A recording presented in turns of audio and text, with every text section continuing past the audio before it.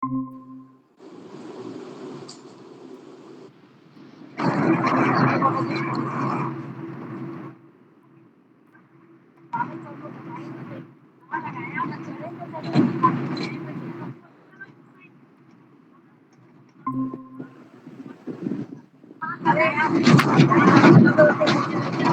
कृष्णा, धन्यवाद, प्रणाम सभी भक्तों के चरणों में। धन्यवाद, प्रणाम माता जी। कृष्णा हरे कृष्णा, सभी भक्तों को दंडवत प्रणाम। प्रणाम कृष्णा विशाल प्रभु जी, हरे कृष्णा।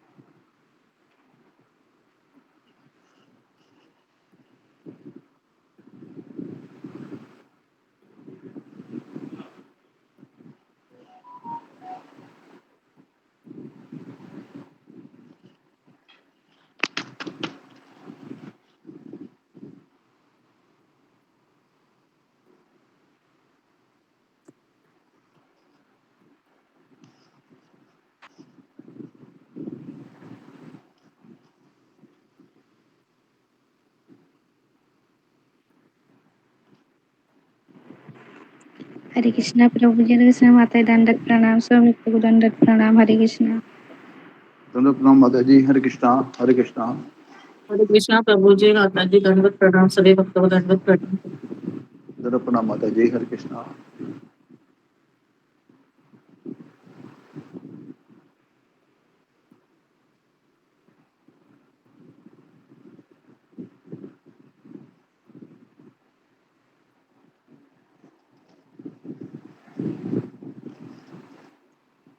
हरे कृष्णा अशोक प्रभु जी, दंडवत प्रणाम सभी भक्तों के चरणों में प्रभु जी, दंडवत हरे प्रणाम। कृष्णा, हरे कृष्णा। हरे कृष्णा सभी भक्तों को दंडवत प्रणाम। धन्यवाद, प्रणाम माता जी। हरे कृष्णा।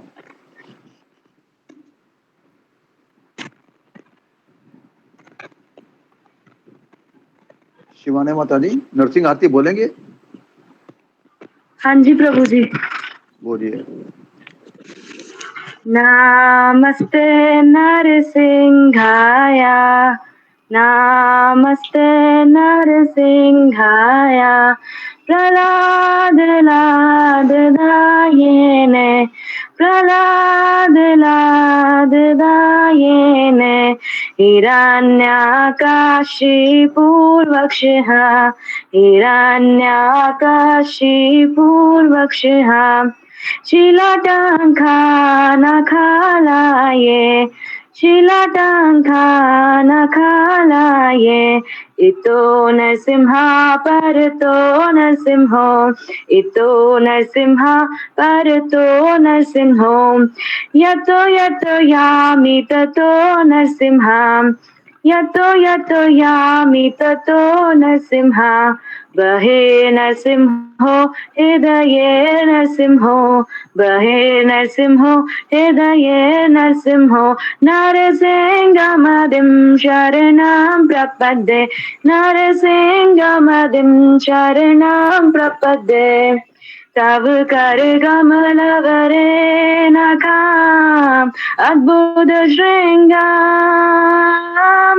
दालिता हिरण्यकशिपु तनुभृंगाम, केशवधृता नरहरि रूपा, जय जगदीश हरे, जय जगदीश हरे, स्वामी जय जगदीश हरे, जय नरसिंहदेव, जय नरसिंहदेव, नरसिंहदेव, जय नरसिंहदेव, जय प्रहलाद महाराज, प्रहलाद महाराज, प्रहलाद महाराज, जय प्रहलाद महाराज, जय लक्ष्मी नरसिंह, जय लक्ष्मी नरसिंह, लक्ष्मी नरसिंह, जय लक्ष्मी नरसिंह, जय जय प्रभुपाद, प्रभुपाद, प्रभुपाद, जय जय प्रभुपाद, जय जय गुरुदेव, गुरुदेव, गुरुदेव, जय जय गुरुदेव।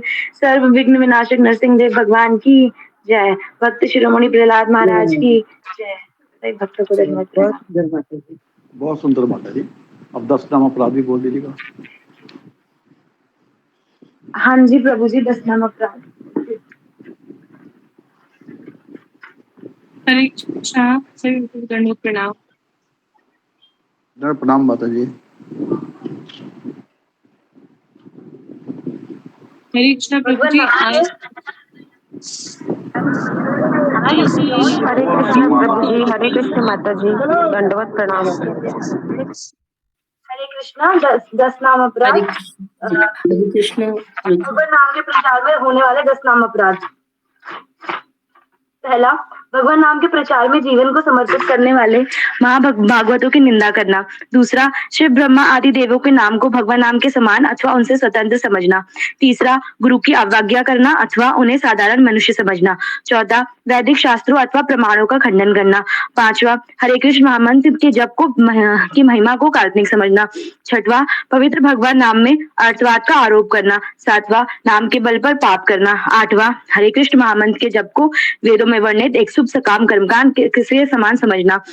नौवां, अश्रद्धालु को कृष्ण नाम की महिमा का उपदेश करना। 10वां, भगवान नाम के जप में पूर्ण विश्वास ना होना और इसकी इतनी अगाध महिमा श्रवण करने पर भी भौतिक आसक्ति बनाए रखना। भगवान नाम का जप करते समय पूर्ण रूप से सावधान न रहना भी अपराध है। प्रत्येक वैष्णव भक्त को चाहिए कि इन 10 प्रकार के अपराधों से सदा बचकर रहे ताकि श्री कृष्ण के चरण कमलों में प्रीति शीघ्र अतिशीघ्र प्राप्त हो, जो मनुष्य जीवन का परम लक्ष्य है। हरे कृष्णा। धन्यवाद माता जी, बहुत सुंदर। आप इतने दिन बाद पकड़ में आई हैं, कुछ भजन सुना दीजिएगा। हाँ जी प्रभु जी। जय श्री कृष्ण चैतन्य प्रभु नित्यानंदा, श्री अद्वैत गदाधर श्रीवासादि गौर भक्त वृंदा। जय श्री कृष्ण चैतन्य प्रभु नित्यानंदा, श्री अद्वैत गदाधर श्रीवासादि गौर भक्त वृंदा। हरे कृष्णा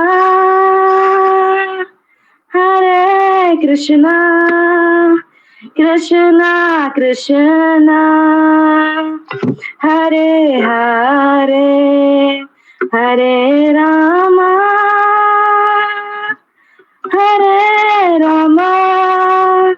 राम राम हरे हरे, हरे कृष्णा कृष्णा कृष्णा हरे हरे, हरे राम राम राम हरे हरे, हरे कृष्णा कृष्णा कृष्णा हरे हरे, हरे राम राम राम हरे हरे, हरे कृष्णा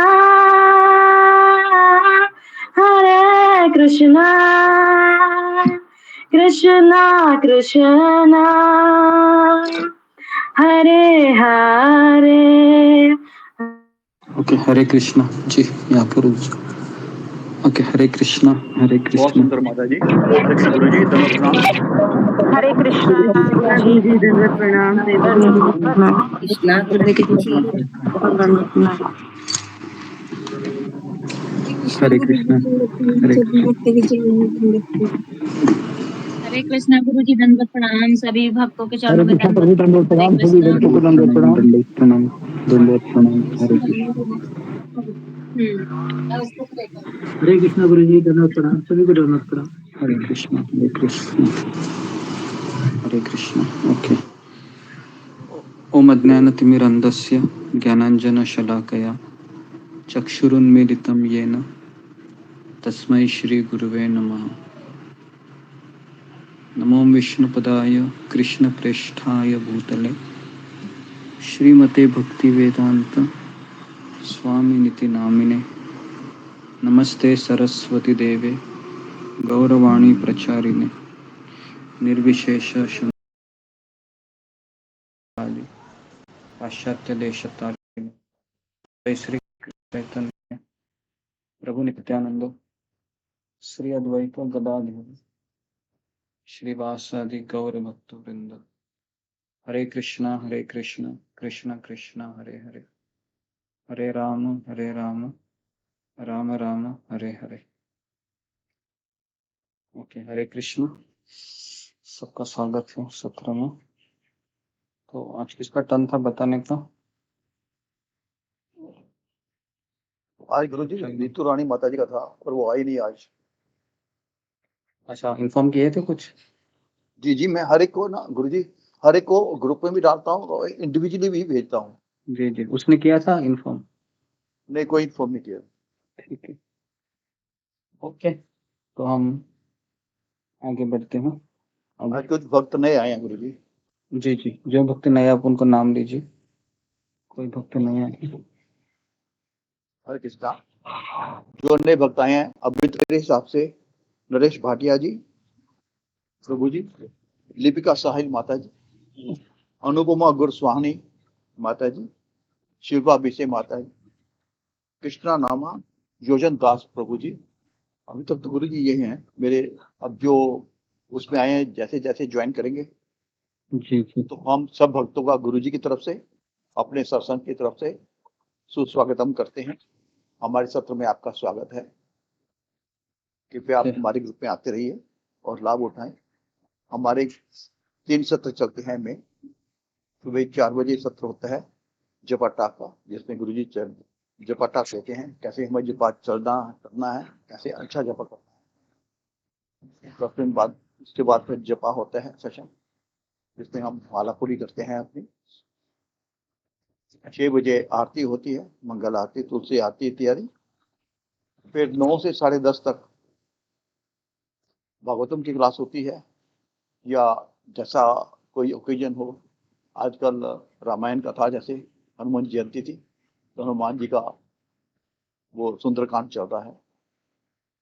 और शाम को 3 बजे गीता क्लास होती है 3 से 4:30, जिसमें आप हर एक सेशन के अंत में आपको टाइम दिया जाता है, जिसमें आप अपनी क्वेरीज यानी कि अपने प्रश्न पूछ सकते हैं। जो आपको शंका हो या कोई टॉपिक आपको क्लियर ना हो तो आप उसका समाधान करा सकते हैं। इसके लिए आपको अपना हैंड रेस ना हो। नीचे आपके स्क्रीन पे नीचे साइन आते हैं हैंड रेस के भी, तो हैंड रेस करना होगा। तो बारी बारी से हम आपको नाम लेंगे तो आप अपनी शंका का समाधान कर सकते हैं।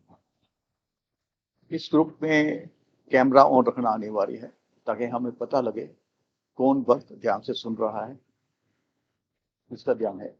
और अपना माइक म्यूट करना है। कभी जब कहा जाए बोलने के लिए, अगर आपने कुछ पूछना है बोलना है, अपना हैंड रेस कीजिए, आपसे पूछा जाएगा। तो गुरुजी हमारे अजय गोपाल दास जी हैं, जो इलेक्ट्रिक इंजीनियर में बीटेक है, इलेक्ट्रिक। और इन्होंने 10 साल तक डिफरेंट शिप्स में एज इलेक्ट्रिकल ऑफिसर काम किया है। उसके बाद इन्होंने अपना समय भगवद गीता के प्रचार प्रसार में लगाया है। गुरुजी ग्रस्त हैं, और जब आप सुनेंगे गुरु जी को आप समझ जाएंगे कि कितना अच्छा प्रवचन जी देते हैं, ताकि जो हमारे एकदम से हृदय में उतर जाता है। धन्यवाद आप सबका, धन्यवाद गुरु जी का। आप बने रहिए ग्रुप में। जी गुरु जी, कुछ कहना है आप? जी ओके, हरे कृष्णा। तो मैं आप सबका सेवक हूँ और यहाँ पर मैं सेवा कर रहा हूँ आप सबकी। और जिससे हम भगवान के नजदीक जाए, जिससे हम भगवान का नाम लें और अपने जीवन को परिपूर्ण करें, है ना।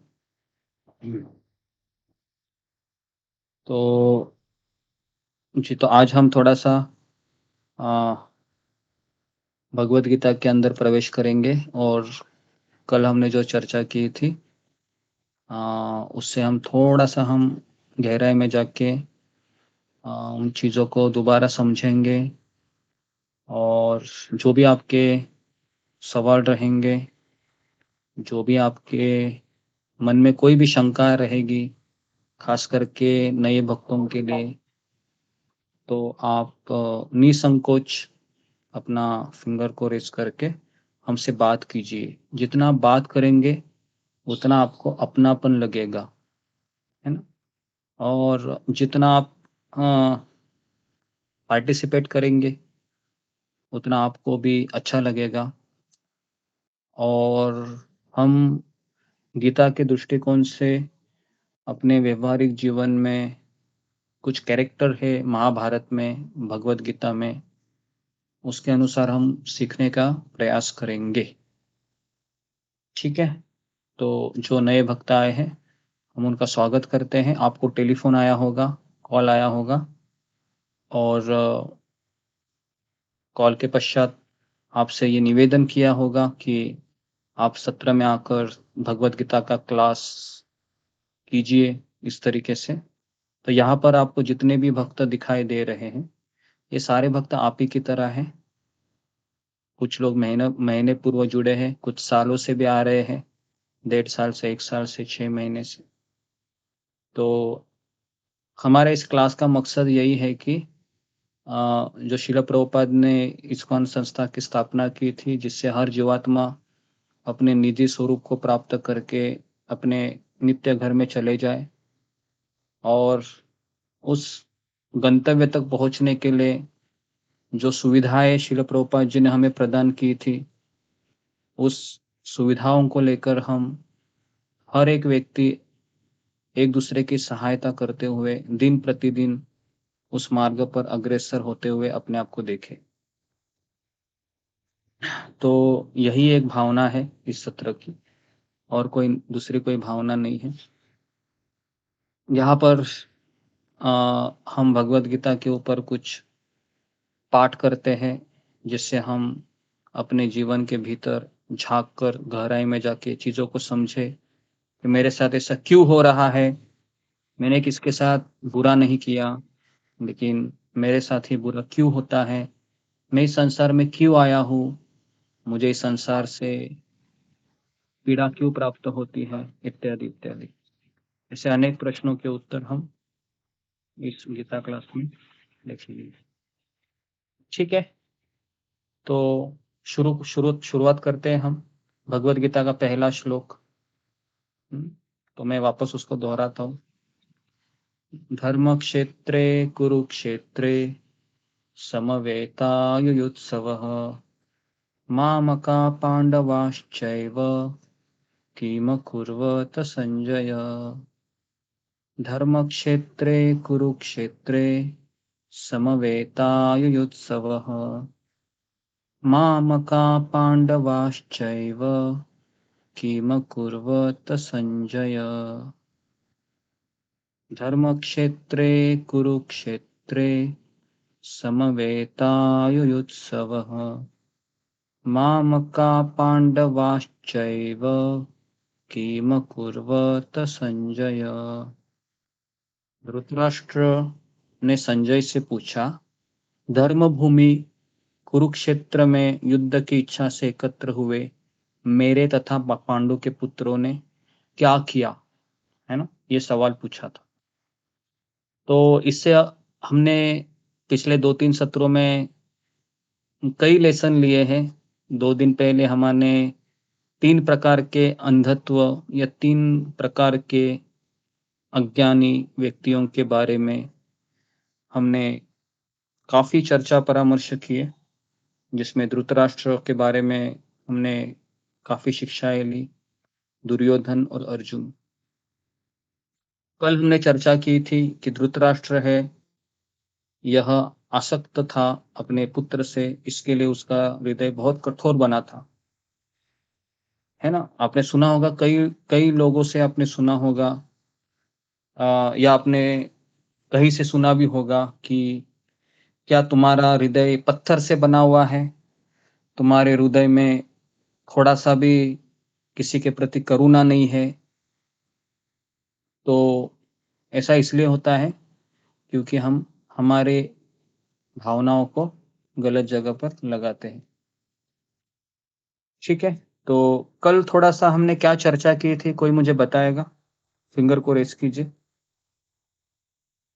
कल हमने कुछ चर्चाएं की थी कि हृदय कठोर क्यों होता है, क्या ऐसी चीज होती है जिससे आसक्ति का जन्म होता है, और किस तरह से वो आसक्ति गलत दिशा में हमको अग्रसर करती है। न चाहते हुए भी हम उस मार्ग पर दौड़ने लगते हैं, और दौड़ने के पश्चात ठोकरें लगती है, लेकिन फिर भी हम पीछे नहीं हटते हैं। क्या ऐसा होता है जिसके कारण मैं खुद को संभाल नहीं पाता हूँ, धृतराष्ट्र की तरह मैं बनने में मजबूर हो जाता हूँ? जी बताइए। कल बहुत लोग थे, 80-90 लोग थे। फिंगर को रेज कीजिए। जी, अगर आप बोलेंगे नहीं, है ना, खास करके जो पुराने लोग हैं उनके लिए बोल रहा हूँ, आप बोलेंगे नहीं तो फिर कैसे पता चलेगा मुझे भी कि आपको समझ में आ रहा है नहीं आ रहा है? जी ओके, पद्मा पराशर। हरे कृष्ण गुरु जी, दंडवत प्रणाम। गुरु जी, आपने बताया था कि जो आसक्ति होती है वो इस प्रकार होती है कि जैसे हम लोग किसी व्यक्ति, वस्तु या किसी चीज के साथ ज्यादातर समय व्यतीत करते हैं, ज्यादा समय तक व्यतीत करते हैं, तो उसके प्रति हमारी एक आसक्ति हो जाती है। और वो आसक्ति हमें तब पता चलती है जब वो व्यक्ति या वस्तु हमसे दूर हो जाता है। क्यों? क्योंकि उससे हमारी तीव्र भावनाएं जुड़ी होती हैं। तब वो व्यक्ति या वस्तु जब हमसे दूर हो जाता है, तब हमारे अंदर वो तीव्र भावनाएं उत्पन्न होती है, तब हम तड़पते हैं उस चीज के लिए। तो ये चीज है जो हमें किसी चीज को छोड़ने से रोकती है या कुछ भी बुरा करने के लिए रोकती है। और आसक्ति जो ऐसी चीज है जो हमें अच्छे की तरफ भी खींचती है और बुरे कार्य के प्रति भी खींचती है। जैसे कि धृतराष्ट्र था, तो उनकी आसक्ति गलत चीज के प्रति थी। जो उनका बेटा दुर्योधन था, तो वो उनकी सोच गलत थी, उनके प्रति आसक्ति थी, इसलिए उन्होंने गलत को चुना अपनी आसक्ति के कारण। और जो अर्जुन या फिर कोई और भी जो व्यक्ति होता है, तो उसकी आसक्ति जब अच्छी चीजों के प्रति होती है तो वो अच्छा कार्य भी करता है। तो इस तरह जो आसक्ति होती है वो हमें कठोर बनने में मजबूर करती है, और हम ना चाहते हुए भी इसी आसक्ति के कारण गलत कार्य करने लगते हैं। तो गुरुजी, आपने मेन कारण आसक्ति का ये बताया था कि आसक्ति का मतलब ये होता है कि जिस चीज के प्रति हमारा लगाव है, उसके प्रति हमारी तीव्र भावनाएं उत्पन्न होती है, तो इसे हम आसक्ति कहते हैं। मैं इतना ही याद कर पा रही हूँ गुरुजी अभी। हरे कृष्णा गुरुजी, दंडवत प्रणाम। से भक्तों को दंडवत प्रणाम। Okay, very good. और कोई बताएगा? जी, मोहित कुमार। हरे कृष्ण प्रभु जी, दंड प्रणाम। सभी भक्तों को दंड प्रणाम। रोज मैं जो नोट क्या वो बताता हूँ। भगवद गीता का सबसे महत्वपूर्ण अध्याय है पहला अध्याय, क्योंकि यह अध्याय जो नहीं समझ पाता उसे भगवद गीता के बाकी अध्याय भी समझ में नहीं आएंगे, ऐसा आपने कल कहा था।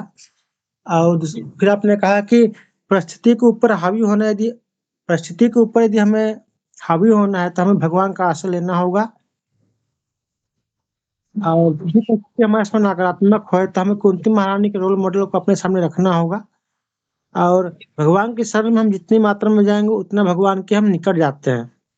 आपने ये भी कहा था कि pain is avoidable but suffering is optional, मतलब पेन आना जरूरी है लेकिन सफरिंग जो है, जो हमें पीड़ा मिलती है, वो हम उसे ऑप्शन के रूप में देख सकते हैं। हम उसे परिस्थिति में नकारात्मकता में प्रवेश करें या सकारात्मकता में प्रवेश करें, ये हमारे हाथ में है। आपने ये भी कहा था कि भगवान कभी भी परिस्थिति चेंज नहीं करते हैं, पर वो भगवान उस परिस्थिति से लड़ने की हमें हौसला देते हैं, जो भगवत गीता से आता है। फिर आपने कहा था कि धृतराष्ट्र का हृदय आसक्ति के कारण कठोर हो गया था, और आपने ये भी कहा था कि हमारे भीतर अर्जुन भी है, धृतराष्ट्र भी है, जिससे हम जितना ज्यादा खाना खिलाएंगे उतना ज्यादा पोषण, उतना ज्यादा मजबूत होगा। फिर आपने कहा जो चीज हमारे मन को कठोर बनाती है वो आसक्ति होती है, ना कि वैराग्य। बहुत लोग सोचते हैं कि वैराग्य हमारे मन को कठोर बनाती है, जबकि ये गलत है। आपने आसक्ति का अर्थ बताया था, हम उस व्यक्ति के संबंध में तीव्र भावना का अनुभव करते हैं, और यह भावना ही प्रेम, क्रोध, निराशा को जन्म देती है। जैसे आपने कहा था कि कोई नई चीज लाते हैं और उस पर स्केच लग जाता है, तो हमें लगता है कि हमारे मन पे स्केच लग गया है, क्योंकि हमारी भावना उससे जुड़ी रहती है। और आपने ये भी कहा था कि व्यक्ति के ऊपर इमोशन इतना हावी हो जाता है कि वह गलत कार्य करने से भी नहीं हिचकिचाएगा, जैसे कि धृतराष्ट्र ने किया था। और यदि हमारा आसक्ति गलत जगह है तो परिणाम भी गलत होगा। इसे धृतराष्ट्र का एग्जाम्पल सामने है। आपने ये भी कहा कि सारा खेल भावना का है, आध्यात्मिक जीवन में भी सारा खेल भावना का है। यदि हम भावना को सही जगह लगाएंगे तो हम सही दिशा में जाएंगे, और भावना को गलत जगह में लगाएंगे तो गलत जगह पे जाएंगे। आपने ये भी कहा था, जितना हम आसक्त रहते हैं उतना मात्रा में दुख प्राप्त करते हैं, जितना अनासक्त रहते हैं उतना सुख से रहते हैं। आपने कहा था कि धृतराष्ट्र अपने पुत्र से अंधा रूप में आसक्त था। वह पुत्र के लिए उसकी गलत इच्छाएं भी स्वीकार करता था। ओके जी, ठीक है, तो यहाँ पर रुक जाओ। वेरी गुड, अच्छा लिखा है जी। ओके, तो आपको समझ में आ रहा होगा कि और भी चीजें हैं जी। तितली मिश्रा, इसके अलावा कुछ लिखा है? हरे कृष्णा गुरु की वंदना। हमने लिखित भी याद है, आपने बताया कि हमें बहुत ज्यादा नहीं किसी के साथ रखनी हो और बहुत ज्यादा अनासक्त भी नहीं है। जैसे कि आपने एक उदाहरण बताया था, उसका लाइव उदाहरण आपके ऐसे किसी को आपने देखा था, उसका वाइफ हस्बैंड का डेथ हो गया, एक्सीडेंट हो गए, तो वो अकेली थी दुनिया में, तो उसके छोड़ गई, वो पागल हो गई। मुझे कभी भी आपकी हमें नहीं करनी चाहिए कुछ चीज को, और एक की पत्नी चली गई तो वो बिल्कुल रोया भी नहीं, तो दूसरे लोगों को लेके तुम शादी कर लो, तुम तो बिल्कुल वो नहीं रहे, तो वैसा भी नहीं होना। यानी कि भक्ति हमें बैलेंस करना सिखाती है कि हमें इस दुनिया से ज्यादा आसक्ति भी नहीं रखना और बहुत ज्यादा अनासक्त भी नहीं होना है। बीच वाली जो स्थिति होती है वो हमें भागवती से सीखने को मिलती है, भगवत गीता से सीखने को मिलती है। हरे कृष्णा गुरु जी, दंडवत। ठीक है, तो जी, तो तीनों व्यक्ति के हमने देखा, कुछ समझा होगा आपने, है ना जी। तो हम वापस थोड़ा सा हम रिकैप करते, नए लोग आए हैं इसके लिए। तो कैसे हम अपने आप को कहेंगे कि मैं किसी वस्तु से आसक्त हो गया हूँ, या मैं किसी व्यक्ति से आसक्त हो गया हूँ? तो अगर मैं कहता हूँ कि मैं किसी से आसक्त हो गया हूँ, तो इसका वास्तविक हम इसको कैसे किसी को एक्सप्लेन करेंगे शब्दों के रूप में? तो ये मैंने कल ही आपको लिखवा के दिया था जी, कोई मुझे बताएगा? क्योंकि धृतराष्ट्र यहाँ पर आसक्त हो गया था अपने पुत्र दुर्योधन से, बराबर, इसके ही चलते पूरा युद्ध हुआ। तो अभी मेरा यही सवाल है कि हम भी थोड़ा बहुत मात्रा में तो धृतराष्ट्र है ना, 10%, 20% या कोई 50% भी हो सकता है, क्योंकि हम सबकी आसक्ति है। अगर मैं कहूँ कि मैं किसी से आसक्त हो गया हूँ, या फिर मैं था पहले या अभी हूँ, चाहे वस्तु हो या व्यक्ति हो, कैसे मैं उसको डिफाइन करूंगा? जी बताइए, थोड़ा सा फिंगर को रेज कीजिए जी। हाँ, शैलेश त्रिवेदी, आपको कुछ कहना है? कल आप थे, कैसे समझेंगे अपने आप को कि मैं किसी चीज से आसक्त हो गया हूँ? जी बताइए। आज के जैसे माहौल में आसक्ति हम कह सकते हैं, जिसको जॉब कर रहे हैं हम उसके प्रति आसक्ति हो जाते हैं। मतलब क्या हो जाता है एग्जैक्टली, क्या हो जाता है आसक्ति? क्या अपना लालच देते हैं एक तरह से कि ये करेंगे तो हम जितने ज्यादा समर्पित रहेंगे इस कारोबार के प्रति, हमको उतना ही पैसा कमाएंगे, उतना धन मिलेगा हमको, वो तरह का लालच रहता है। वो एक तरह आसक्ति है किस चीज की। आसक्ति मतलब एक तरीके से लालच, आपके तरीके से लालच। जी नेक्स्ट अंतर्यामी प्रभु। हरे कृष्ण गुरु जी, दंडवत प्रणाम। सभी भक्तों के चरणों में दंडवत प्रणाम। गुरु जी, आसक्ति का मुख्य कारण है मोह। जब मोह होता है तो हम उसी चीज के प्रति आकृष्ट हो जाते हैं, उस मोह को त्याग नहीं कर पाते और धीरे धीरे वही मोह हमें उसकी ओर खींच लाता है, जिसको हम आसक्ति कहते हैं। हरे कृष्ण गुरु जी, दंडवत प्रणाम। ओके जी, तो कल हमने कुछ लिखवा के दिए थे कि एग्जैक्टली आसक्ति मतलब क्या है, किसी वस्तु से मेरी आसक्ति। जैसे मैंने मोबाइल का एग्जांपल कल दिया था, क्योंकि मैं मोबाइल से आसक्त हूँ, हम सभी होते हैं। एग्जैक्टली क्या होता है कि जी बताइए जी। ओके, सात्विक वर्मा। हरे कृष्ण। आप से गुरु जी, मेरा भी सेम ही है। मेरा भी, मैं मोबाइल के प्रति मतलब अटैचमेंट ज्यादा हो जाती है। तो ऐसा होता है कि जैसे अगर 5 मिनट के लिए मोबाइल भी चला जाए तो एकदम से बेचैनी होने लग जाती है उस चीज के प्रति, कहाँ चला गया कहाँ चला गया। तो ये होता है। अब ये तो मतलब उसके बिना रह नहीं पाता बंदा। रह नहीं पाते हो? ओके जी, रह नहीं पाते हो जी। ओके, तो ऐसा कितने लोगों का अनुभव होता है? अभी मैं डायरेक्ट क्वेश्चन पूछता हूँ कि जब हम किसी से आसक्त हो जाते हो तो उसके बारे में ज्यादा सोचना, उसके पश्चात फिर हर समय है, चाहे कोई भी कार्य कर रहे हो, लेकिन अचानक वो विचार मन में प्रवेश होना, और कभी कभी ऐसा होता है कि हाथ पैर हिल रहे हैं लेकिन ध्यान उधर ही होना जी। तो ऐसा कितने लोगों का होता है अपने डे टू डे लाइफ में? सच सच बताइए। चाहे फिर वह कोई व्यक्ति हो सकता है, कोई वस्तु हो सकता है, या फिर भगवान भी हो सकते हैं। लेकिन भगवान, मुझे नहीं लगता है कि भगवान का इतना कोई स्मरण कर पाएगा, लेकिन वस्तु और व्यक्ति से तो जरूर हमारे इतनी तो आसक्ति या फिर लगाव होता होगा जी। ठीक है, ये होना ही चाहिए, क्योंकि अगर ये नहीं होता है तो हम एबनॉर्मल है। समझ में आ रहा है? एबनॉर्मल का अर्थ है कि मतलब मेरा दिमाग की हालत ठीक नहीं है, क्योंकि एक जीवात्मा का एक स्वभाव है कि जब वो किसी के साथ समय बिताता है या किसी के साथ वो रहता है, तो फिर वो उसके दिन प्रतिदिन फिर वो उस चीजों से आसक्त हो जाता है। जितना वो ज्यादा इस्तेमाल करेगा उतना वो आसक्त हो जाता है। तो एग्जैक्टली क्या होता है कि उस व्यक्ति के संबंध में हम, या उस वस्तु के संबंध में हम तीव्र भावनाओं का अनुभव करते हैं। ठीक है, तीव्र भावनाएं मतलब, जैसे भावना का अर्थ है अभी जो कुछ तरंगे होती है हमारे हृदय में, लेकिन उसका परिणाम यह होता है कि खुशी होना, दुख होना, या फिर निराश होना, या फिर एक्साइटेड होना, या फिर भूख लगना, प्यास लगना, ये सब क्या है? ये सब इमोशन है। इमोशन के एक परिणाम है। समझ में आ रहा है? तो फिर मैंने कल एक एग्जांपल दिया था कि याद है, ऐसी मूवी आपने देखी होगी जो फ्रीडम फाइटर की हो, और आप उस मूवी को देखने के पश्चात आपके आंखों से आंसू भी आते हैं, हीरो मर जाता है मूवी का, या फिर विलन है हीरोइन को लेकर जाता है और आप ऐसे रोते हैं। ये सब क्या है? ये सब इमोशन है, ये सब भावनाएं है ना? बराबर है। ये भावनाएं कैसी जागृत होती है? उस वस्तु से, उस व्यक्ति से लगाव उत्पन्न होता है। खास करके जब मूवी देखते हैं ना, पूरा अंधेरा होता है, बराबर है, पूरा अंधेरा, ब्लैकआउट, केवल स्क्रीन दिखती है ना? और फिर आप पूरा फोकस हो जाते हो, एकदम आप समरस हो जाते हो उस मूवी के भीतर, आपकी भावना प्रवेश कर देती है, और जो जो उस मूवी में होता है वो आपके साथ हो रहा है, ऐसा आप फील करते हो। बराबर है? ऐसा होता है। आप उधर बैठे हो, एक्चुअली हीरो आप होते हैं उस समय, वो मूवी वाला हीरो नहीं होता है। आप उस हीरो की जगह अपने आप को रखते हैं।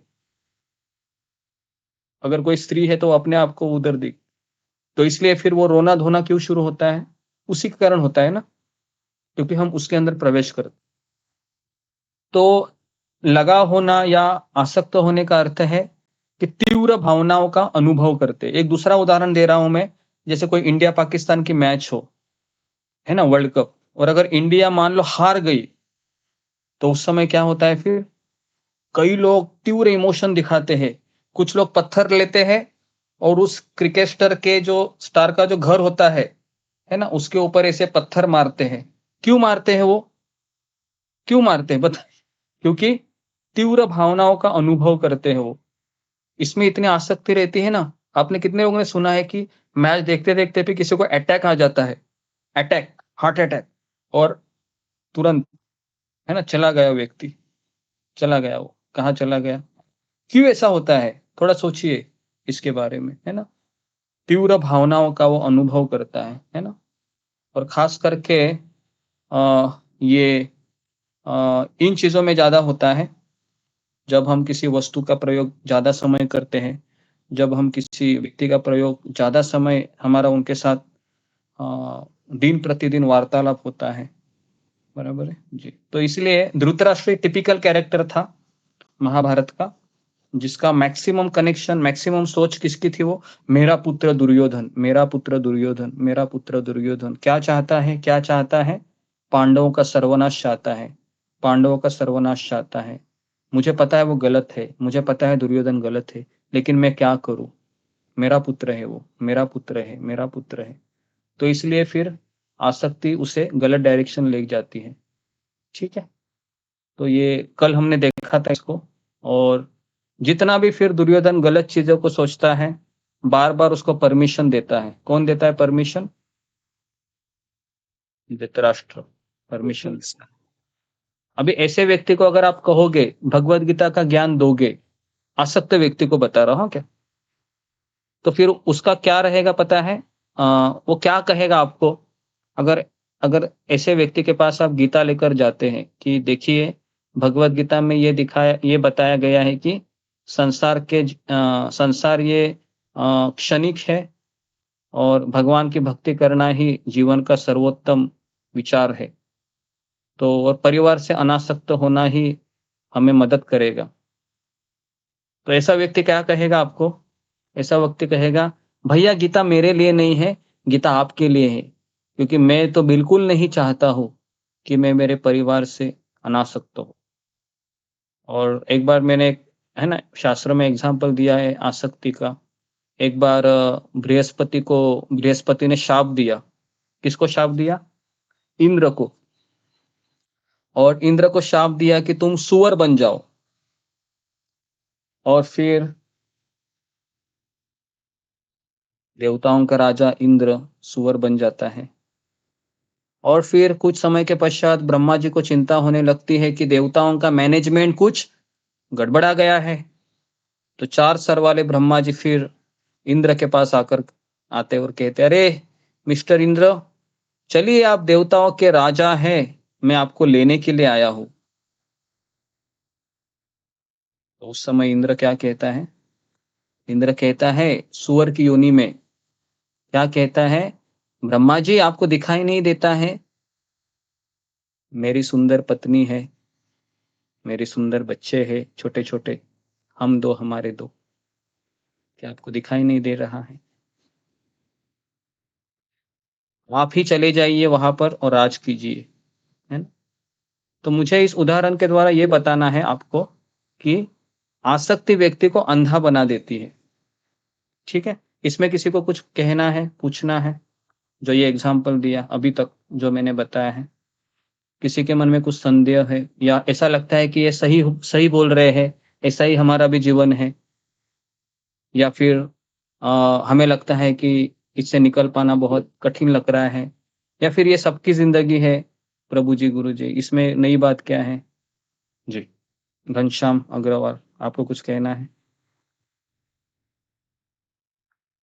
जी आपने हाँ बताइए जी। हरे कृष्णा गुरु जी, हरे कृष्ण। अपने वो एक तरह की शक्ति आदमी को एक ही बात वो अच्छी है कि हम लोग जिसके साथ ज्यादा अटैचमेंट उसके प्रति हमारा बहुत ज्यादा लगाव हो जाता है, तो इसमें कोई भी बुराई नहीं है। हम लोग जब आपके सत्संग में आते हैं या संतों के पक्ष में आते हैं, तो संत लोग जब 5-7 दिन के लिए आते हैं तो हम लोग उसी में अटैचमेंट हो जाते हैं। जब जाते हैं तो बड़ा दुख, लेक्चर की जैसे हमारे पुराने जो उनके सत्संग सुनते 7 दिन सत्संग सुना और 7 दिन में ऐसे अटैचमेंट हो जाते हैं कि जो जाते हैं उनको एयरपोर्ट छोड़ने जाते हैं या जाते हैं तो मन में बड़ा दुख है। जी जी जी जी जी धन्यवाद बाबू जी आपका भी। ओके जी और सुमिता सिन्हा। हरे कृष्णा गुरुजी दंडवत प्रणाम, सभी भक्तों को दंडवत प्रणाम। गुरुजी मेरा क्वेश्चन था कि जैसे कि अभी जैसे कि एक चीज देखें कि ना कि इंसान से भी ज्यादा ना जानवरों से आसक्ति हो जाती है, या जो हम लोग बर्ड पालते हैं उससे आसक्ति हो जाती है। तो जी ऐसा क्यों होता है कि उन लोग से ज्यादा होती है और अपने बच्चों से कम हो जाती है? तो वो कैसे होता है गुरुजी? जी जी तो ये अच्छा सवाल पूछा है कि जो वस्तुएं होती है या जो जानवर होते हैं बेचारे जो बोलते ही नहीं है, इनसे आसक्ति ज्यादा हो जाती है। क्यों हो जाती है पता है? क्योंकि कुत्ता बिल्ली है वो गुस्सा नहीं करता है हमारे ऊपर, है ना? कुत्ता बिल्ली भी गुस्सा करने लगा तो उसको भी घर से बाहर फेंक देंगे। या फिर जो मोबाइल है वो भी चिल्लाता नहीं है ना? कितनी बार मुझसे तुम लोगी? अरे शांति से मुझे बैठने तो दो, अगर ऐसा मोबाइल बोलने लगा तो सोचो, है ना क्या होगा? थोड़ा सा आप एक आर्टिकल लिखिए, अगर मोबाइल बोलने लगा तो कितने सारे पॉइंट आ सकते हैं, है ना? आप मोबाइल को हाथ में लेंगे ही नहीं, क्योंकि जैसे आप जाओगे, ये तो चिल्लाता है मोबाइल, है ना?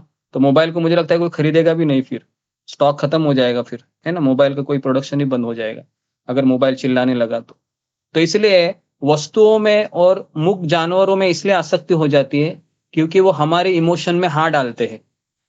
समझ समझ में आया? उसको बोलेंगे, "कुत्ता आ जाओ ज़रा", वो आ जाएगा ना दुम हिलाते हुए, बराबर है? और आपको पति को बोलिए, "आ जाइए पति जी", तो बोलेगा, "अरे चुप, बाद में आऊँगा।" समझ में आ रहा है? तो इस तरीके से फिर उनसे लगाव नहीं होगा, लगाव किससे होगा?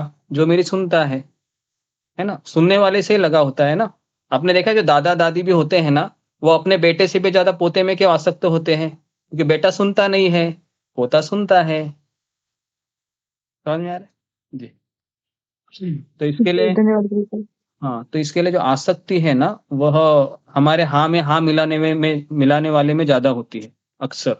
और जो हाँ में हाँ नहीं मिलाता है, फिर उसको कहता है तुम तुम्हारे रास्ते, मैं मेरे रास्ते। फिर उसमें आसक्ति होगी क्या?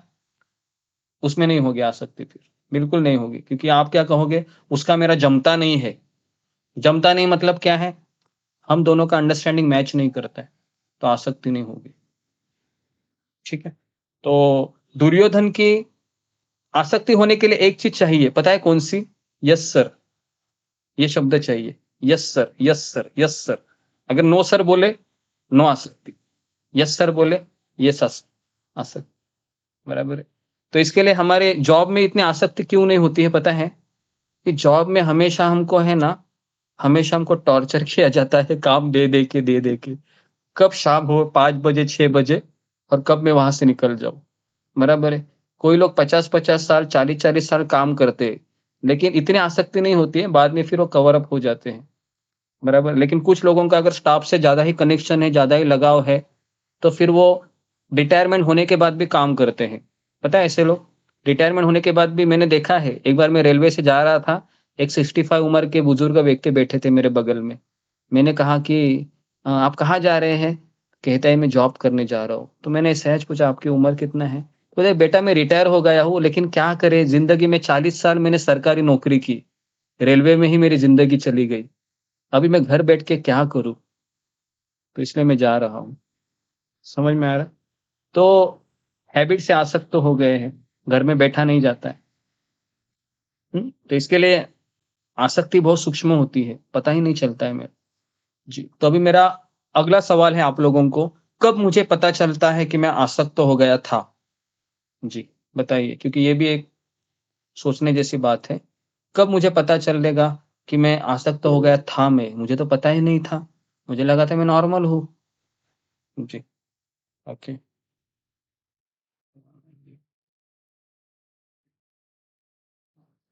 Okay, okay, okay. रूबी कुमारी।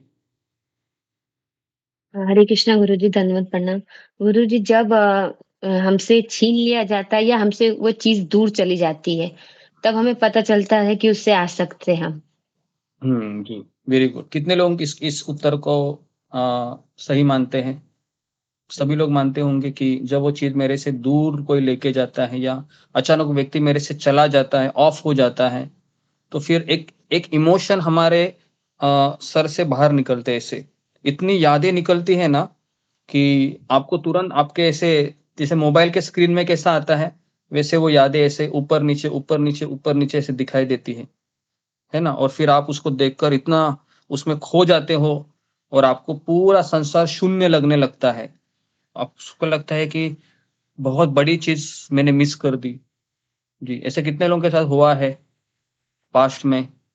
फिंगर को रेज कीजिए।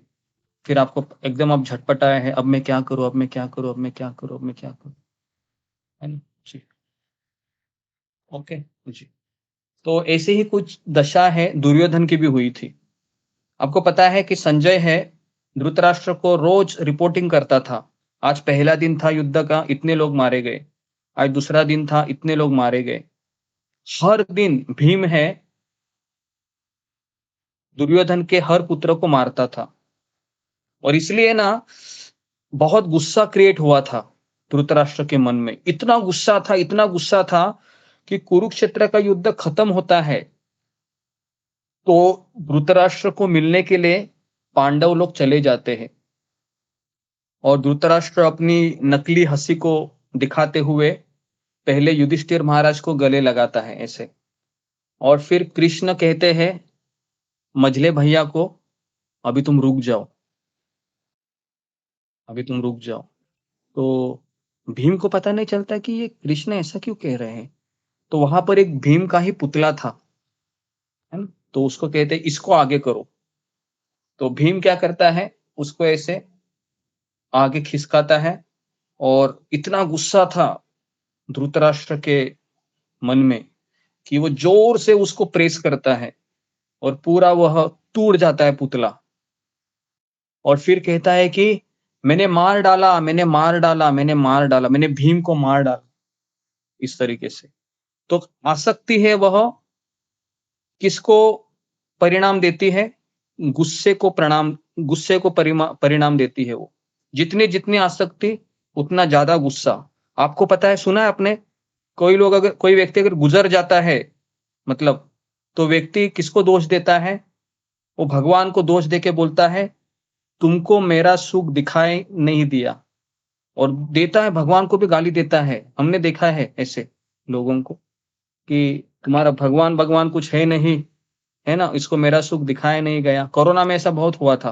कोरोना के समय में काफी लोग है वह जो भगवान की पूजा करने वाले भी नास्तिक बन गए थे और कुछ लोग आस्तिक भी बने। जी, तो आसक्ति है वह गुस्से को क्रिएट करती है। जितनी हम आसक्ति उतना गुस्सा। घर में ज्यादा गुस्सा क्यों होता है पता है आपको?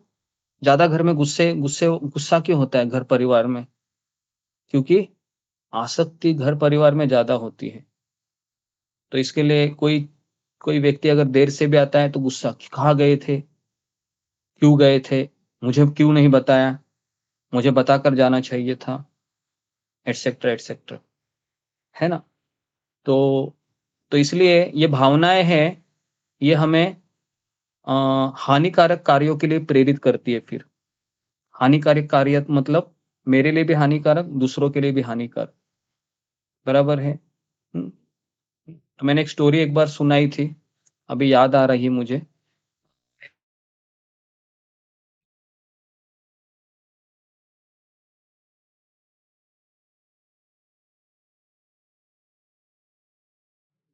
और वो लड़की कहीं तो बांद्रा में आ रही थी मुंबई में, कहीं जॉब के सिलसिले में। और वो जो लड़का था, है ना, उसको बिल्कुल बर्दाश्त नहीं हुआ कि ये लड़की मेरे से भी आगे जा रही है ना। तो इसने फिर पूरी योजना बनाई और उस लड़की के ऊपर उसने एसिड फेंक दिया। ये ट्रू स्टोरी है, 2014-15 ऐसे कुछ तो स्टोरी है। बहुत उस समय भी देश बहुत ही गुस्से में था। और उस समय फिर उस लड़की ने कम से कम 1 महीना हॉस्पिटल में संघर्ष किया और फिर उसने शरीर छोड़ दिया। लेकिन ये जो व्यक्ति था जिसने एसिड फेंका था, उसको थोड़ा भी उसको ये नहीं था, कोई ऐसा गिल्ट नहीं था या पछतावा नहीं था कि मैंने ये क्या कर दिया। तो मुझे ये अचानक याद आया कि जब हमारी आसक्ति है इतनी तीव्र हो जाती है कि वो भावनाएं भी मर जाती है, करुणा, दया, ये सब, और फिर हम हानिकारक कार्यों के लिए प्रेरित हो जाते, जैसे धृतराष्ट्र था, दुर्योधन था। ओके,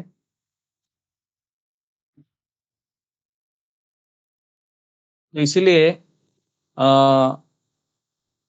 इसलिए ये धृतराष्ट्र है, ये एक टिपिकल कैरेक्टर है महाभारत में। कौन मुझे बताएगा धृतराष्ट्र का अर्थ क्या है? एक बार मैंने बताया था, फिंगर को रेज कीजिए। धृतराष्ट्र का अर्थ क्या है?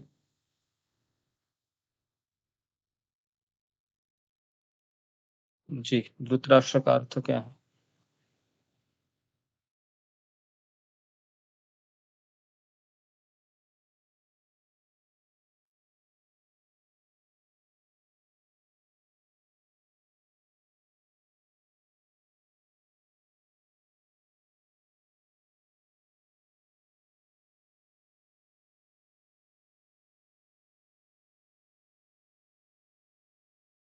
ठीक है, सावी नेगी। जी गुरुजी वो मैं अभी ऑफलाइन हो गई थी, नेट नहीं था, मैंने सुना नहीं। ओके जी, सतीश जी जी, कोई बात नहीं। सतीश कुमार माथुर, आप बताइए धृतराष्ट्र का अर्थ क्या है? धृत का मतलब है दृढ़ निश्चय और राष्ट्र के बल में शरीर, मतलब जो अपने को अपने शरीर में ही रहने दृढ़, जिसका दृढ़ निश्चय है, वो अपने शरीर में ही रहना चाहता है जी और जी कोई अपना परिवर्तन नहीं करना चाहता, जी जी, ओके। आध्यात्मिक या कोई अच्छा परिवर्तन नहीं करना। हाँ, तो बेसिकली वो उसी शरीर में रहने के लिए दृढ़ निश्चयी है, इसको कहते हैं धृतराष्ट्र। जो चाहता ही नहीं कि मेरी ग्रोथ हो, वो चाहता ही नहीं कि मैं आगे बढ़ूं, वो चाहता ही नहीं कि मैं किसी का भला भी करूं, वो चाहता है कि मैं और मेरी जिंदगी और मैं किसी को नहीं जानता हूं, बस मुझे सुख मिलना चाहिए, मुझे आनंद मिलना चाहिए। जो मेरे शरीर से जो लोग विस्तार है, चाहे मेरी पत्नी हो, बच्चे हैं, बस यही मेरी दुनिया है, यही मेरी दुनिया है। और यहाँ पर अगर किसी ने कुछ आंखें डाल दी तो मैं उसका सर्वनाश करूंगा। तो ये टिपिकल कैरेक्टर होता है ऐसे लोगों का जो धृतराष्ट्र है। तो जी, तो इसके लिए यदि हम कठोर हृदय बनने से डरते हैं तो हमें अनासक्त होने की चिंता करनी चाहिए, आसक्त होने की नहीं, क्योंकि आसक्त व्यक्ति को अंधा बना देता है आसक्ति, और अनासक्ति है वह व्यक्ति को बुद्धिमान बना देती है भावनात्मक रूप से। समझ में आ रहा है? अनासक्ति हमें भावनात्मक रूप से बुद्धिमान बना सकती है, लेकिन आसक्ति हमें अंधा बना देती है। हम सही और गलत की पहचान ही नहीं कर पाते हैं। तो इसलिए हमें ये अभी हम देखेंगे कि किस तरह से हम अनासक्त बने, है ना? वो अभी हमारा अगला सेकंड पार्ट रहेगा। अभी फर्स्ट पार्ट हमने देखा कि इससे हमके क्या क्या नुकसान हो सकते हैं। तो अभी हमको क्या करना है, थोड़ा सा मैं पहले आप लोगों को पूछता हूँ। अगर मैं आसक्त हो गया हूँ धृतराष्ट्र की तरह, और मुझे भी पता भी है कि मैं आसक्त हो गया हूँ, है ना, कुछ चीजों से, और मेरा दावा है कि यहाँ पर 80-90 लोग हैं, 90 के 90 लोग किसी ना किसी 2-3 एक वस्तु या व्यक्ति से आसक्त रहेंगे ही रहेंगे। और मेरा ये भी दावा है कि वो सॉल्यूशन ढूंढ रहे होंगे कि जी किस तरह से मैं इससे निकलूं, किस तरह से निकलूं। ये विचार मुझे खाया जाता है हमेशा, ये विचार मुझे परेशान करता है। जब करने के बाद भी ये विचार मेरे मन में आता है तो ये विचार मुझे आधा घंटा, 1 घंटा, कभी-कभी शाम तक, रात तक सताता रहता है। इसमें मेरा मन नहीं लगता है, क्या करूं? कोई तो मुझे उपाय बताए। जी, तो ये सबका प्रॉब्लम होता है ये। जी, होता है कि नहीं? हम सबका ये प्रॉब्लम है ना? जी, तो इसके लिए अभी क्या करें हम, क्या करें? जी, तो कोई इसके ऊपर जी, मुझे कोई आपकी राय देगा कि क्या आप इसके लिए करते हैं? अगर आपके मन में ऐसे विचार आते हैं, तो आप क्या करते हैं पहले? ये मैं आप लोगों को पूछता हूँ, और फिर हम अपनी ओर से मैं बताता हूँ कि क्या इसके सॉल्यूशन होने चाहिए। क्योंकि ये इतना बड़ा प्रॉब्लम है ना कि एक विचार दिमाग की तरह एक बार घुस गया मेरे मन में, थोड़ा थोड़ा थोड़ा थोड़ा थोड़ा करके पूरा मेरा दिमाग खराब कर देता है। और फिर जैसे व्यक्ति मेरा अपमान करता है सामने वाला, फिर उसके ऊपर हम क्या करते हैं, एक ब्लास्ट हो जाता है, बराबर है। फिर उसके ऊपर हम पूरा एकदम क्रोध है वहाँ, है ना। तो बताइए क्या सॉल्यूशन देना चाहेंगे। ओके जी, कृष्णा तिवारी प्रभु। हरे कृष्णा प्रभु जी, दंडवत प्रणाम, सभी भक्तों को दंडवत प्रणाम। प्रभु जी, वो चीज से हमको दूरी बनाना होगा, हम उससे थोड़ा थोड़ा दूर हो जाएंगे।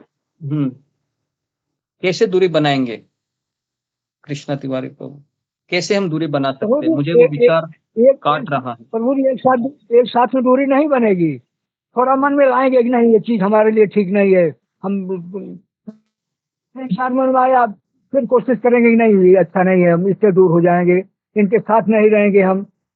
तो ऐसे ऐसे कर प्रभु, एक साथ में नहीं होगा प्रभु जी, अचानक नहीं होगा, लेकिन अब अभ्यास करेंगे तो हफ्ता 10 दिन में तो हो ही जाएगा, दूर हो जाएंगे। ओके, हरे हफ्ते कृष्णा 10 दिन, प्रभु। ठीक है। ओके जी, घनश्याम अग्रवाल प्रभु, प्रभु जी आपको कुछ कहना है।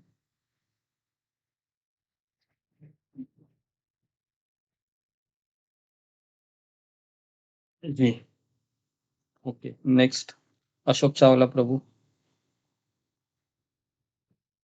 जी गुरुजी, एक तो हमें गुरुजी किसी भक्त से या बुद्धिजीवी से परामर्श करना होगा, वो आवश्यक नहीं है। बुद्धिजीवी या कोई भक्त से परामर्श करना होगा, एक आत्म मंथन करना, हम थोड़ा सा इससे बाहर निकल सकते हैं। ओके, तो एक कृष्णा तिवारी प्रभु ने कहा कि दूरी बनाए रखनी है, अशोक चावला प्रभु बोले कि परामर्श लेना है। ओके, और कोई, और किसको? जी सतीश कुमार माथुर प्रभु। दिव्य विचार में जिससे आसक्ति है तो उसको दृढ़ता से हमें सोचना चाहिए कि ये जो नुकसान करने वाली तो छोड़ देना चाहिए। जैसे मैं आपको उदाहरण देता हूँ, हाँ तो मेरे एक उदाहरण देता हूँ कि एक समय था कि मैं सिगरेट पी रहा था जी, तो बहुत पहले, तो उससे खांसी भी आती थी, तो वहाँ के डॉक्टर ने मुझको राय दी, मतलब कहा कि भाई सिगरेट आप मत पीजिए, इससे खांसी हो जाती है। तो मैंने कहा ठीक है हम छोड़ देंगे। तो उन्होंने कहा, डॉक्टर ने कहा कि ठीक है आप छोड़ तो दोगे, लेकिन आपको तुरंत छोड़नी चाहिए, क्योंकि इससे अगर जो नुकसान हो गया ना तो बाद में ये ठीक नहीं होगा, तो इसलिए आपको तुरंत छोड़ देने चाहिए। तो फिर मैंने ये सोच कर कि इतना नुकसान करता है, तो मैंने दृढ़ निश्चय किया कि भाई इसको छोड़ देना, और छोड़ दिया, कभी नहीं पी। जी जी जी जी ओके, ये एक अच्छा पॉइंट बताया। तीसरा पॉइंट कि हमें परिणामों के बारे में विचार करना चाहिए कि ये कितना खतरनाक हो सकता। ठीक है, तो ये तीन चीजें मिली है अभी तक। ओके, और हम किसको बोलते हैं? वेरी गुड, अच्छा बताया आपने जी। ओके, अंतर्यामी प्रभु आप बोलिए। हरे कृष्ण गुरु जी, दंडवत प्रणाम। गुरु जी, सबसे पहले आसक्ति से बाहर निकलने वाला किसी आदमी का परामर्श लेना चाहिए, और दूसरी बात है सही या गलत का निर्णय अपना अंतरात्मा से विचार करना चाहिए कि आसक्ति के चलते जो मेरे द्वारा हो रहा है या मैं जो कर रहा हूँ क्या वो सही है। अगर उसको ये चीज समझ में आ जाएगा तो उसकी मतलब जिंदगी में आसक्ति के प्रति सुधार है। हरे कृष्ण गुरु जी, धन्यवाद। ओके जी, ठीक है। और चलो और एक व्यक्ति को पूछ लेते हैं। अच्छा बताया आप सबने, आपके अनुभव है, सब ऐसा सोच रहे हैं जी। नेक्स्ट घनश्याम प्रभु अग्रवाल प्रभु, आप कुछ कहना है? जी कृष्ण दंडवत प्रणाम प्रभु। दंडवत प्रणाम। जी प्रभु जी, आसक्ति जो है मेन, ये हमें मानी हुई है, जिस चीज के जो झूठी चीज है हमें आसक्ति होती है जड़ पदार्थों पर, और जड़ पदार्थ के साथ हमारे है नहीं, हमारे भगवान के साथ में साथ है, और हम लोग भगवान के अंश है। हो जाता है उसी समय आसक्त हो जाते हैं,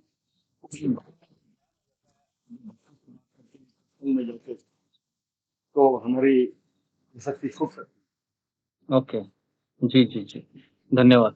तो ओके, तो घनश्याम प्रभु ने कहा कि जड़ पदार्थ मतलब जो शरीर है किसी का, या फिर जो पृथ्वी अग्नि जल वायु आकाश से बनी वस्तुएं हैं जी, तो इनसे हमारा ज्यादा लगाव हो जाता है, उसके कारण भी आसक्ति का निर्माण होता है। तो इससे जितना हम दूर रहेंगे उतना हम बच सकते हैं। ठीक है, तो अभी हम सॉल्यूशन पे जाते हैं। तो जी, तो जिस तरह से शास्त्र में लिखा है कि गलत दिशा में अगर हम अपनी भावनाएं लगाएंगे तो हम जैसे हम संसार में भावना लगाएंगे तो संसार की चीजों से हम आसक्त हो जाएंगे। बराबर है। क्या हम मन में आने वाले विचारों को रोक सकते हैं? जैसे मान लो मेरे मन में भी विचार आ रहे हैं, मैं ऐसे कान बंद करूं, आंख बंद करूं और फिर मैं ऐसे केवल एक हिमालय की चोटी पर जाकर ऐसे बैठ जाऊं और ये सोचूं कि मन में एक भी विचार नहीं आना चाहिए। क्या ये संभव है? ये तो बिल्कुल संभव नहीं है ना? क्योंकि हमारा मन ऐसा है कि कहा जाता है कि इस मन में दिन भर में कम से कम 80 से 90 हजार थॉट आ जाते हैं दिन भर में। सोचो, 80 से 90 हजार, उससे ज्यादा भी हो सकते हैं। बराबर है। तो इसलिए हमारे सामने एक ही विकल्प बचता है कि जिस भावनाओं से हम आसक्त हो जाते हैं उन्हीं भावनाओं को हम क्यों ना हम दिशा को बदल के भगवान और भक्तों में लगाए। आई बात समझ में? हमें कुछ करना नहीं है, उन्हीं भावनाओं को हम, जो डायरेक्शन है जो अभी ऐसे जा रहे हम, क्यों ना हम थोड़ा सा दूसरी जगह उसको घुमाएं। जो मेरी आसक्ति, जो मेरी भावनाएं परिवार में है जिससे मुझे अशांति बहुत मिल रही है, क्यों ना मैं उन भावनाओं को चेंज करके भगवान और भक्तों में लगाऊं ताकि मेरा दिमाग शांत रहे। समझ में आ रहा है? तो ये एकदम प्रैक्टिकल है। ऐसा कुछ नहीं है कि हमें अपने सर को ऐसे आड़ा करना है, टेढ़ा करना है या पूरा ऐसे घुमाना है 360 डिग्री पे। ऐसा भी नहीं कुछ करना है। हमें केवल जो भावनाओं को अभी हम दे रहे हैं ना घर में, इमोशन, क्योंकि जहां पर हम भावनाएं देते तो वहां पर क्या होता है, अपेक्षाएं आती है। बराबर है? अपेक्षाएं तो आती है और अपेक्षा पूर्ण नहीं होगी तो क्या आएगा? गुस्सा आएगा। और एक बार आपने गुस्सा किया तो सामने वाला व्यक्ति चुप रहेगा? ऐसा ठीक है, आप बोलते रहो, हम आपके सेवक है, हम सुनेंगे। ऐसा होता है? ऐसा नहीं होता। वो आपको 2-4 बातें और सुनाएगा और फिर आप बोलोगे इनके लिए मैंने क्या नहीं किया और मुझे ये मिल रहा है। ये फिर आ जाता है, आता है ऐसे। खास करके जो लोग बाहर जॉब करके घर परिवार को पाल रहे हैं ना, उनके मन में यही थॉट पहले आता है, इनके लिए मैंने क्या नहीं किया, दिन क्या रात किया, रात का दिन किया, देखो मुझे क्या बोल रहे हैं। और फिर व्यक्ति बहुत फ्रस्ट्रेट हो जाता है, निराश हो जाता है, अरे बाप रे, ये कि मैं क्या किया मैंने। फिर वो सोचता है कि थोड़ा सा डायरेक्शन चेंज करना चाहिए। फिर वो जब भक्तों की सेवा में लगता है तो फिर उसको पता चलता है कि असली खुशी यहाँ है, यहाँ असली खुशी है, यहाँ असली खुशी है, यहाँ असली। फिर वो शांत होता। समझ में आ रहा है? तो अगर मुझे अनासक्त का अर्थ ही है कि हमें दूसरी जगह आसक्त होना है। अनासक्त का अर्थ ये नहीं मैं घरदार को छोड़ दूं या फिर मैं बस केवल ऐसे आंखें बंद करके बैठ जाऊं या मैं कुछ ना करूं, बस 4 दीवारों के कोने में अपने आप को लॉक कर दूं। ये अनासक्ति का अर्थ नहीं है। अनासक्ति का अर्थ क्या है कि मैं मेरे इमोशन को सही जगह पर आसक्त करूं, मैं मेरी भावनाओं को सही जगह पर आसक्त करूं। जो आसक्ति मेरे परिवार में है उन आसक्ति को मैं विड्रॉ करके भगवान के भक्तों में या अपने गुरु में लगाओ। सबसे बेस्ट है। इससे सारे सॉल्यूशन हट जाते।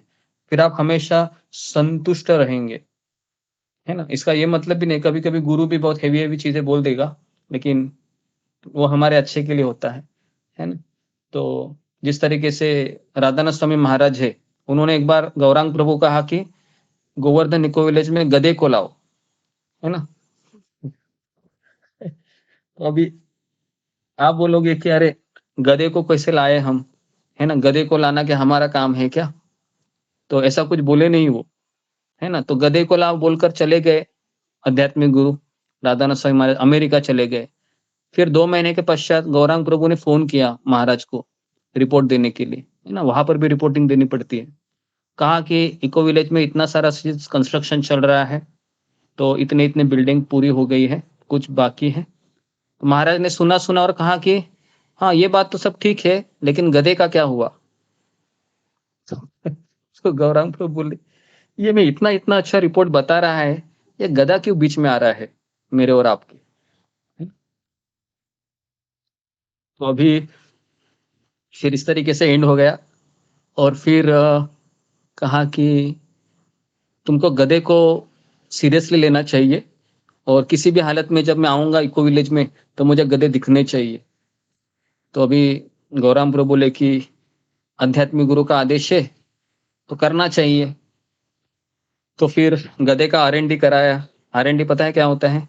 वो R&D कराया गधे का, 8-10 गधे को लेकर आ गए। और जैसे ही गधों को लेकर आए, गौरांग प्रभु ने रिपोर्टिंग किया महाराज को कि आपकी इच्छा के अनुसार मैंने 10 गधों को लाया है। तो महाराज बहुत खुश हुए, कहा कि ठीक है, मैं आ रहा हूँ अमेरिका से गधे को देखने के लिए। तो जैसे ही गधे को देखे महाराज, तो गधा भागने लगा। तो गधा भागने लगा, तो राधारथ महाराज गौरांग प्रभु को बोले, ये गधा क्यों भाग रहा है?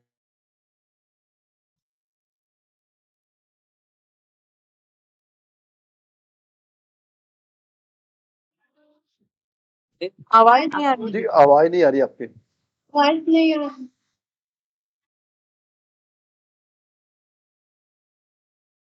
ओके, हरे कृष्ण। तो राधानाथ महाराज ने कहा कि ये गधा तुमने लाया, इसके लिए बहुत अच्छा किया। और महाराज फिर गधे को देखने के लिए चले गए। और महाराज ने कहा कि उस जैसे महाराज उस गधे के पास गए, वो गधा महाराज को देखकर भागने लगा जोर जोर से। सारे 10 के 10 गधे भागने लगे। तो महाराज ने गौरांग प्रभु को कहा कि ये गधे क्यों भाग गए? गौरांग प्रभु ने बोले कि ये मेरा विषय थोड़ी ना है, गधे क्यों भाग गए। मन में बोले, हाँ, ऐसे गुरु को बोल नहीं सकते। मन में सोच रहे थे कि ये मेरा विषय थोड़ी ना है ना। तो अभी राधानाथ महाराज बोले कि ये गधा इसलिए भाग रहा है कि जहां पर ये पहले था ना, वहां के मालिक ने इसके साथ बहुत गलत काम किया है, इसके लिए भाग रहा है। तो अभी क्या करना चाहिए? इसकी मालिश करो, इसके गधे की। तो महाराज कहे कि आपने कहा गाय की मालिश करो, तो हमारे सारे ब्रह्मचारी गाय की मालिश कर रहे हैं अभी तक। अभी आप बहुत बोल रहे गधे की मालिश करो, तो ये गधे की मालिश कैसे हो सकती है? कैसे मैं किसको बोलूं? तो उन्होंने महाराज को पूछा कि ये गधे की मालिश कौन करेगा? तो महाराज बोले, तुम करोगे। तो अभी अभी देखिए यहाँ पर ये स्टोरी खत्म होती है, लेकिन उसके बाद फिर क्या, गौरांग प्रभु ने मालिश नहीं की, उन्होंने 2-4 लोगों को लगाया मालिश करने के लिए। फिर वो गधे भी वो सेटल हो गए वहां पर। और उसके पश्चात फिर एक अमेरिकन ग्रुप आ गया यूरोप से, जो योगा कैंप था। और उनको ऐसी जगह चाहिए थी जहां पर प्राणियों की बहुत सुंदर से देखभाल कर रहे हो, वहां पर ही उनको उनका कैंप करना था। तो जैसे ये 50-60 लोग यूरोपियन लोग इको विलेज में आए, तो उन्होंने देखा कि यहाँ पर गधों की अच्छे से सेवा हो रही है। तो इतने खुश हो गए, इतने खुश हो गए। तो उन्होंने कहा हम भारत भर घूमे, लेकिन हमें कोई ऐसी जगह नहीं मिली जहां लोग, भारत के लोग प्राणियों के साथ बहुत अच्छा सा व्यवहार कर रहे हो, इसलिए हम यहीं पर हमारा कैंप करेंगे। तो इस तरीके से जितना भी मुनाफा होता है ना, इको विलेज में साल भर का 50% मुनाफा उन्हीं से आता है, गौरांग प्रभु बोल रहे थे। तो उस समय हमें गुरु का आदेश पता नहीं होता है कि ये गधे को लेकर क्यों बैठे है, लेकिन बाद में पता चलता है कि ये गधा ही सब कुछ। बाद में गौरांग प्रभु बोले कि ये गधा कितना बड़ा मार्केटिंग गुरु है, ये बाद में मुझे पता चला, है ना। जी, तो कहने का अर्थ है कि गुरु के भी कुछ आगे आदेश होते हैं, वो समझ में नहीं आते उस समय, है ना। आध्यात्मिक जीवन में भी हम इमोशन लगाते हैं, तो ऐसा हो सकता है कि ये क्या हो रहा है मेरे साथ, लेकिन आप समय के ऊपर छोड़ दो, समय इसकी अच्छे से दवाई होती है।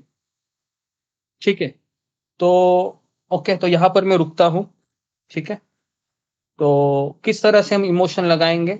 भक्तों की सेवा करके, मंदिर में जाकर, उसके पश्चात मंदिर में प्रवचन सुनकर, हरिनाम का जप करके, है ना। उसके पश्चात फिर हम धाम में जाकर, है ना, हरिद्वार, ऋषिकेश, या फिर वृंदावन, द्वारिका, या फिर जगन्नाथपुरी, वृंदावन, भक्तों के साथ जाएंगे। तो इमोशन, फिर वो परिवार से इमोशन डायरेक्शन चेंज होने में बहुत मदद हो जाती है। आप अकेले डायरेक्शन चेंज करना चाहोगे, नहीं होगा। आपको किसी एक भक्त की मदद चाहिए उसमें, कम से कम एक भक्त। आप अकेले चाहोगे, अकेले कुछ नहीं होता है।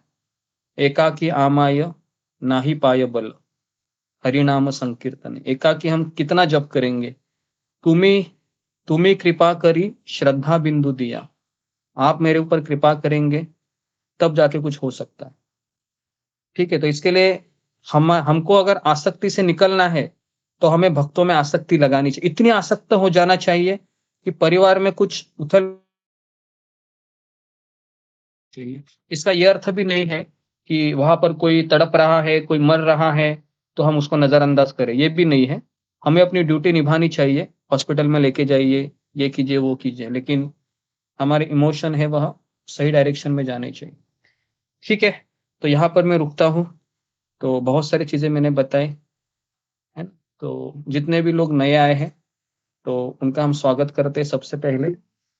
और किसी का कुछ प्रश्न है, कुछ पूछना है या आपका कोई राय आपको रखना है तो यहाँ पर पूरा फ्रीडम है आपको। यहाँ पर ऐसा नहीं कि मैं स्वयं बोलूंगा और आपको सुनना ही है, ऐसा कुछ नहीं है। यहाँ पर आप अपनी राय भी रख सकते हैं, आपको जो लगता है अच्छा, आप अपने विचार भी रख सकते हैं। जी हाँ, किसी का कुछ प्रश्न है या कुछ बताना है या आपको इस सेशन से कुछ जानकारी प्राप्त हुई है तो आप बता सकते हैं। जो खास करके जो नए भक्त आए हैं उनके लिए मैं कह रहा हूँ।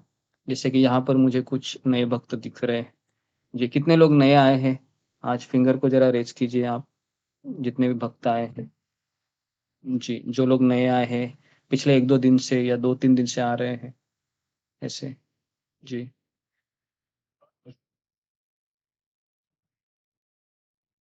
ओके जी। और भी कोई है? जी, अक्षय मुंडे ये भी है। जी, अनुपमा गुरसहानी। ओके जी ओके। तो आप में से कोई आपकी राय देना चाहेगा सत्संग के बारे में, सेशन के बारे में? जी कोई? सावी नेगी, तुम कुछ बोलना चाहोगे? आप बोलना चाहेंगे? जी कि आपका बोलने का तरीका जी जी ओके। क्या अच्छा लगा आपको? आप मजा हम्म ओके जी जी जी जी धन्यवाद। ओके जी। और अखिलेश त्रिवेदी प्रभु, आपको कुछ कहना है? कैलाश कैलाश वलुंजकर को कुछ कहना है? जी प्रभु जी। जी हरे कृष्ण प्रभु जी। हरे कृष्ण हरे जी। प्रभु जी बहुत अच्छा लग रहा है, जैसे अभी सेशन चल रहा है तो, लेकिन अभी परिस्थितियां कुछ इस तरह से है कि कुछ समझ में नहीं आ रहा है क्या करना चाहिए। अभी जैसे अभी लॉकडाउन जैसे खत्म हो चुके हैं अब तो, लेकिन उस समय जो मतलब जो नीचे जा रहे हैं उस समय से अभी तक उभर के नहीं आ पा रहे हैं। जी जी जी जी जॉब भी उस समय ऐसे रहा, आधा जॉब पैसा, आधा समय मिला, पैसा नहीं मिला। उसके बाद भी जॉब ही छूट गया। अब पिछले 1 साल से जॉब छूटा हुआ है, कुछ काम मिलता है ढंग का मिलता नहीं है, मतलब बाहर निकल ही नहीं आ रहे हैं। घर में जिम्मेदारी इतनी सारी है, मैं खुद अकेला हूँ और पापा भी ऑफ हो चुके हैं और घर में बहनें हैं छोटी, उनका भी विवाह वगैरह करना है, मेरा अपना खुद का करना है, लेकिन सब कुछ घर भी बनाना है, घर भी नहीं है। बहुत परेशानी से घिरा हुआ है, लेकिन इससे बाहर निकलने का मार्ग ही नहीं मिल पा रहा है, किस तरह किया जाए कुछ। जी जी जी ओके ओके जी जी। तो देखिए, अगर मैं एक चीज बताऊं, तो पानी ऑलरेडी तो चिंता है। देखिए, चिंता है सबके सबके साथ है, लगी हुई है। तो लेकिन उन चिंताओं को हमको कैसे देखना चाहिए? जैसे अगर कोई हवाई जहाज है, हवाई जहाज जब टेक ऑफ करता है और आकाश में उड़ता है तो उसको जो बड़ी बड़ी इमारतें होती है ना वो बहुत छोटी छोटी लगने लगती है। जब वो ऊपर से जब उन्हीं इमारतों को देखता है ऊपर से तो उनको छोटी छोटी दिखती है। तो प्रॉब्लम है ना, अगर हम जमीन पे रहकर उसको देखेंगे तो ये प्रॉब्लम हमारे ऊपर बहुत हावी हो जाएंगे। तो इसके लिए आपको टेक ऑफ करना होगा। टेक ऑफ का अर्थ है कि आपको भक्ति का आश्रय लेना होगा, भगवान के नाम का आश्रय लेना होगा। फिर जाके यही जो परेशानियां हैं, परेशानी तो रहेगी। कृष्ण ने अर्जुन को गीता सुनाई तो भगवान ने अर्जुन को ये नहीं कहा अर्जुन तुम्हारी समस्या मैं अपने ऊपर लेता हूं, नहीं। भगवान ने अर्जुन को ये कहा कि मैं तुम्हें उस समस्याओं को निपटाने के लिए गीता सुनाता हूं, इसका तुम आश्रय ले लो। तो इतना हमारे हाथ में है, करना है। बाकी का चीज तो हम जितना हो सके उतना हम करते रहेंगे, जैसे हमारी जिम्मेदारियां हैं उतना। और कभी निराश नहीं होने का, है ना। निराश अगर हो गए तो फिर हम लड़ाई हार गए। हमेशा हमको आशावादी रहना है कि कुछ ना कुछ होगा भविष्य में, अभी नहीं तो आने वाले समय में भी कुछ हो सकता है। ठीक है, तो ये कुछ मैं विचार आपके सामने रख सकता। ओके, नेक्स्ट कैलाश वालुंजकर, आपको कुछ कहना है प्रभु जी?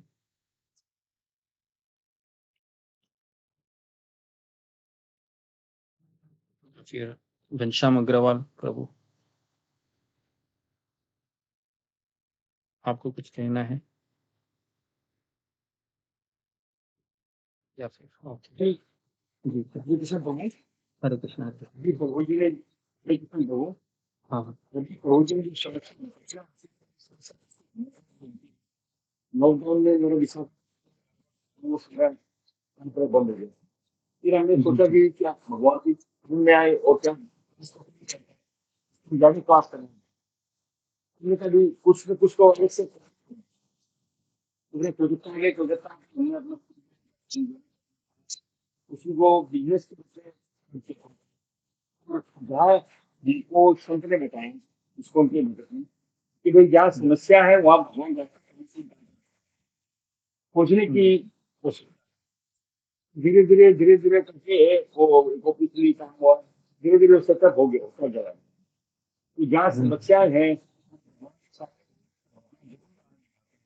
उसमें मेरा विश्वास भगवान ने जरूर कोई ना कोई रास्ता हमारे लिए बना ही रखा है और हर विधान का होता है। मैं भी सोच रहा हूँ कि बहुत अच्छी हुआ मेरे लिए, नहीं हुआ भगवान ने जी जी जी धन्यवाद धन्यवाद प्रभु जी, धन्यवाद। ओके कौन जी को बोलूंगा कुछ